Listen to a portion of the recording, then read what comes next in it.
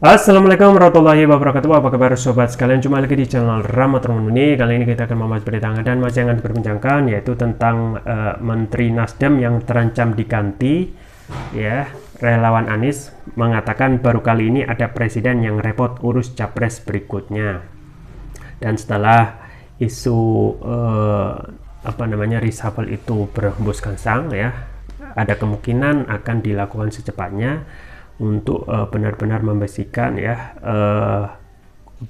anggota menteri-menteri anggota koalisi yang tentu saja tidak bisa bekerja ataupun tidak sesuai dengan arahan yang sesuai dengan presiden, ya. Misalnya adalah kader dari Nasdem yang kemungkinan besar akan didepak dengan karena manuver dari ketua umumnya, yaitu Surya Paloh, yang mendukung atau mendeklarasikan Anies Baswedan sebagai capres, yang tentu saja itu di luar dugaan atau tidak sesuai dengan keinginan dari kekuasaan. Ini sesuai yang dilansir oleh fajar.co.id. Langsung saja kita baca dan kita ulas. Ketua Umum Konfederasi Nasional Relawan Anies Korean Muhammad Ramli Rahim mengomentari isu soal rencana reshuffle kabinet Jokowi sebelum pergantian tahun. Terlebih disebut jika perombakan kabinet Indonesia Maju kali ini untuk mengganti beberapa menteri dari Nasdem. Hal itu setelah Nasdem mendeklarasikan Anies Baswedan sebagai bakal calon presiden 2024. Padahal dalam beberapa kesempatan Presiden Jokowi telah memberikan dukungan ke Ganjar Pranowo dan Prabowo Subianto untuk bertarung di Pilpres 2024. Dua nama menteri mencuat bakal diganti: Menteri Pertanian Mentan Syahrul Yassin Limpo serta Menteri Lingkungan Hidup dan Kehutanan Menhut Siti Nurbaya Bakar. Ramli Rahim mengatakan kebijakan perombakan kabinet memang kewenangan penuh presiden. Dia menyebut saat ini Presiden Joko Widodo masih menghitung menteri mana yang akan diganti. Reshuffle itu salah satu konsekuensinya, tapi saya kira Presiden Jokowi masih menghitung untung ruginya kalau Nasdem keluar dari kabinet. Tapi sebenarnya keberadaan Nasdem di koalisi adalah untuk mendukung Jokowi, bukan presiden setelah Jokowi, kata Ramli Rahim Rabu 28 Desember 2022. Dia menegaskan tidak ada hubungannya antara koalisi Jokowi 2019-2024 dengan koalisi 2024 ke depan. Menurutnya itu sesuatu yang hal yang berbeda. Ramli menjelaskan berdasarkan jejak rekam beberapa presiden, hampir tidak ada presiden yang mengurusi calon presiden berikutnya. Baru Pak Jokowi ini yang mungkin kelihatan cukup repot mengurus calon presiden selanjutnya, jelasnya. Tak sampai itu, Ramli juga menyebut selama menjabat hampir 10 tahun Jokowi melakukan reshuffle tidak tanpa ada ukuran atau parameter kinerja. Jadi orang diberhentikan bukan karena kinerjanya. Misalnya Anies Baswedan yang diberhentikan sebagai Menteri Pendidikan dan Kebudayaan. Apa masalahnya dari sisi kinerja? Berdasarkan persepsi publik, Anies tidak pernah keluar dari 3 besar. Perencanaannya berjalan baik, penataannya bagus, sebutnya. Saat itu saya ketua IGI. Saya tanya ke guru, praktisi pendidikan, akademisi, semua mengatakan kinerja Anies tidak bermasalah. Jadi menurut saya Anies kena reshuffle bukan karena kinerjanya buruk, lanjutnya. Malah ada menteri yang kinerjanya tidak jelas tapi tetap dipertahankan. Jadi reshuffle selama Jokowi tidak berkaitan dengan kinerja tapi murni politik. Kecuali karena menterinya tersangkut kasus hukum, itu kan persoalan integritas bukan kinerja. Soal dukungan Nasdem ke Anies Baswedan, Ramli mengatakan seperti mengambil risiko. Saya yakin Surya Paloh beserta seluruh jajarannya sudah memikirkan matang apapun risiko ke depan yang bakal terjadi. Termasuk ketika Nasdem sedang ancang-ancang membentuk koalisi perubahan yang di dalamnya terdapat partai oposisi pemerintah saat ini, PKS dan Demokrat. Dalam setiap keputusan selalu ada konsekuensinya, pungkasnya, ya. Ya itu ya sobat sekalian terkait, ya, desas-desus, ya, tentang reshuffle yang kemungkinan akan dilakukan, ya. Entah akan dilakukan secepatnya akhir tahun ini, tapi kayaknya mepet dan kemungkinan akan dilakukan tahun depan, ya, 2023. Dan ini sesuai yang disampaikan oleh Ketua Umum Civil Society, ya, Konfederasi Nasional Relawan Anies, ya, Korean Muhammad Ramli Rahim. Kita ketahui Nasdem masih menjadi target gitu, ya, di pemberitaan-pemberitaan, ya. dan kita tidak tahu apakah semua menteri dari Nasdem yang saat ini menjadi target itu akan didepak semuanya atau cuma beberapa atau hanya satu, sesuai juga analisa yang kemungkinan kalau semua didepak tidak akan memberikan keuntungan, bahkan akan kerugian pada pemerintahan Jokowi yang sisanya tinggal kurang lebih 2 tahun ini. Dan pun itu juga kemungkinan ya tidak berubah prediksi ataupun apa yang saat ini nanti masyarakat, apakah Nasdem yang akan didepak, itu juga belum ada kepastian ya. Barangkali juga ketika melihat barangkali juga Presiden Jokowi juga melihat perkembangan yang ada di pemberitaan online ya, dengan adanya desakan dari PDIP sendiri, yaitu ketua DPP-nya yaitu Saiful Jarod, dan juga pemberitaan yang lebih memberikan tekanan untuk mendepak Partai Nasdem. Kemungkinan itu akan menjadi pertimbangan ya, dengan membaca informasi yang ada di masyarakat sekarang. Misalnya apakah benar akan mendepak Nasdem atau di luar dugaan semua publik bahwasanya kemungkinan ya menteri yang lain ataupun tidak melakukan reshuffle ya. Jadi masih tanda tanya ya, mengingat memang ya dengan adanya keputusan yang dilakukan oleh Nasdem melalui ketua umumnya itu adalah keputusan yang tidak menguntungkan Presiden Jokowi ya, pemerintahan dan juga rezim saat ini yang memang tidak mengharapkan ya, tidak memberikan justru berlawanan dari keinginan Presiden Jokowi yang ingin ya melanggengkan kekuasaan dengan aktor ataupun presiden yang mempunyai pilihannya. Ini juga pertanyaan yang juga dikritisi oleh Korean itu sendiri.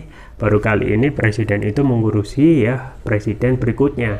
Ya kalau kita melihat presiden sebelumnya itu SBY ya, kemudian yang sebelumnya tidak ada gitu ya komentar ataupun preferensi presiden itu memberikan dukungan kepada presiden selanjutnya.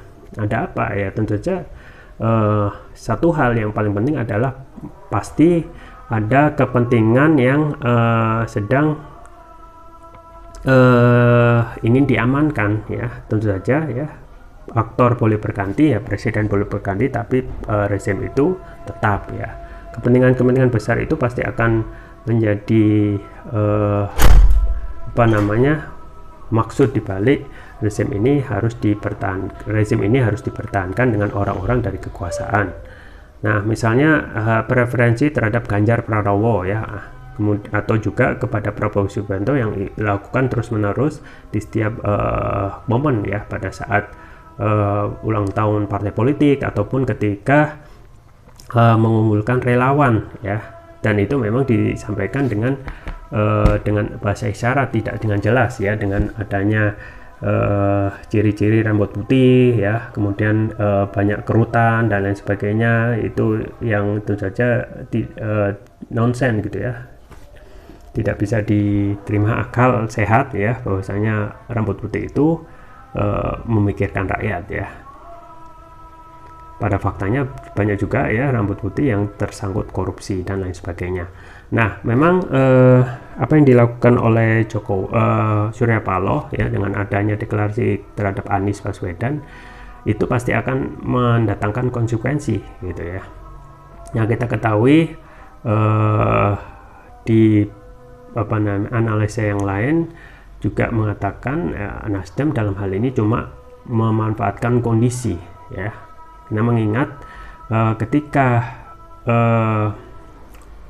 Gubernur Anies Baswedan itu selesai masa masa jabatannya sebagai gubernur, justru kalau kita melihat elektabilitas Anies itu justru meningkat ya. Bahkan itu ketika jabatan gubernurnya itu diletakkan atau selesai. Ini kan berarti yang tidak unexpectable ya, tidak disangka-sangka gitu ya. Elektabilitas itu naik, dan ini tentu saja kembali lagi pragmatisme partai itu main ya. Siapa yang partai itu harus menentukan sikap dengan cepat dan menguntungkan ya, dan yang paling menguntungkan tentu saja yang banyak dipilih oleh rakyat dan elektabilitasnya bagus ya. Yang saat ini memang Soekarno juga ya, Anies ya, yang antitesis dengan pemerintah itu mempunyai elektabilitas yang moncer. Nah masalahnya ya, kenapa tidak Ganjar ya, kenapa tidak yang lain ya? Ternyata memang kecenderungan dari Surya Paloh sendiri yang memang agak sedikit crash dengan Presiden Jokowi dan melihat potensi Anies Baswedan itu lebih banyak melihat keuntungan ketika didukung dan dideklarasikan. Dan Soekarno tidak suka ya, setiap hari ya, bahkan ketika melakukan safari politik dan sosialisasi, dan juga ya adanya isu-isu tentang penghadangan dan juga berita negatif, black campaign. Selain itu semua, justru itu menaikkan posisi Anies dan elektabilitasnya lebih bagus lagi gitu ya. Jadi satu hal ya yang juga disampaikan oleh Anies ketika mendeklarasikan dirinya adalah memang ini bukan pilihan mudah gitu ya. Ada tanjakan ya yang dilalui oleh Nasdem, yang tanjakan itu ke atas itu tujuannya untuk mencapai tujuan, dan itu tidak akan mencapai tujuan ketika yang dipilih adalah turunan yang kemungkinan tidak mendapatkan apa-apa.